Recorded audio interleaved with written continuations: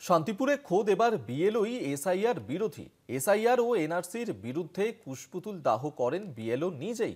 শান্তিপুরের বিএলও প্রসেনজিৎ সাহা স্বচ্ছ কাজ করবে কিনা সেই নিয়েই উঠছে প্রশ্ন। বিএলও নিজের দায়িত্ব পালন করবে কিনা প্রশ্ন তুলছে বিজেপি, যেখানে এই বিএলওদের ওপরেই দায়িত্ব রয়েছে বাড়ি বাড়ি যাওয়ার, এনোমিনেশন ফর্ম ফিল আপ করবেন তারা বাড়ি বাড়ি গিয়েই এসআইআর নিয়েই। সেখানেই খোদ শান্তিপুরে বিএলওই নাকি এসআইআর এর বিরোধিতা করলেন। এসআইআর এবং এনআরসির বিরুদ্ধে কুশপুতুল দাহ করেছেন বিএলও নিজেই। শান্তিপুরের বিএলও প্রসেনজিৎ সাহা তিনি স্বচ্ছ কাজ করবেন কিনা এই এসআইআরে, তাই নিয়ে ইতিমধ্যেই প্রশ্ন উঠতে শুরু করেছে এবং বিএলও নিজের দায়িত্ব পালন করবেন কিনা সেই নিয়েই কিন্তু বিজেপির তরফ থেকে প্রশ্ন তোলা হচ্ছে শান্তিপুরের বিএলও প্রসেনজিৎ সাহার বিরুদ্ধে, কারণ তিনি নিজেই এসআইআর এর বিরোধিতা করেছেন এবং এই বিএলওদেরই ওপরেই দায়িত্ব দেওয়া রয়েছে এই নমিনেশন ফর্ম ফিল আপ করানোর।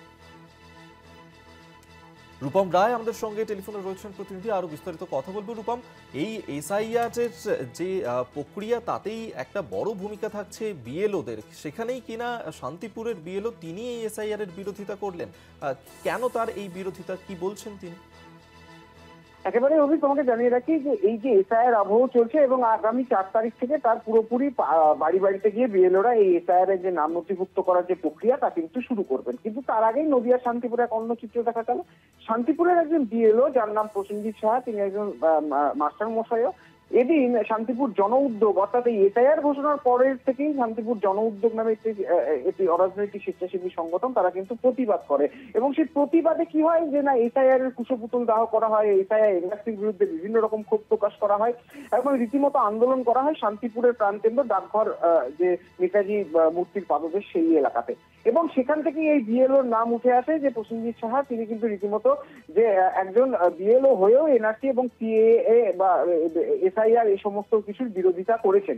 আর এই নিয়ে কিন্তু সরব হয়েছে রাজ্যের বিরোধী দল বিজেপির মুখপাত্র সোমনাথ কর, যিনি রয়েছেন রানাঘাট দক্ষিণ সাংগঠনিক জেলার, তিনি প্রশ্ন তুলছেন একজন বিএলও যিনি নির্বাচনী আধিকারিকের কাজ করছেন, অর্থাৎ নির্বাচন কমিশনের কাজ করছেন, সেক্ষেত্রে তিনি যদি এরকম আন্দোলন করেন বা এরকম যদি ভাবমূর্তি প্রকাশ করেন তাহলে তিনি কতটা স্বচ্ছভাবে কাজ করবেন।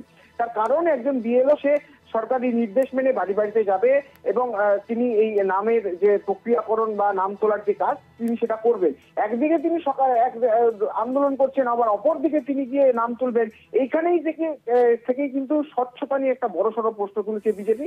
যদিও এই ঘটনার প্রসঙ্গে তিনি জানাচ্ছেন এই বিষয় যদি নির্বাচন কমিশনের এর আগেও যেটা বিহারে দেখা গেছে বিএলওদেরকে জেল হেফাজত পর্যন্ত হয়েছে, সেক্ষেত্রে এগুলো তার মেনে চলা উচিত ছিল।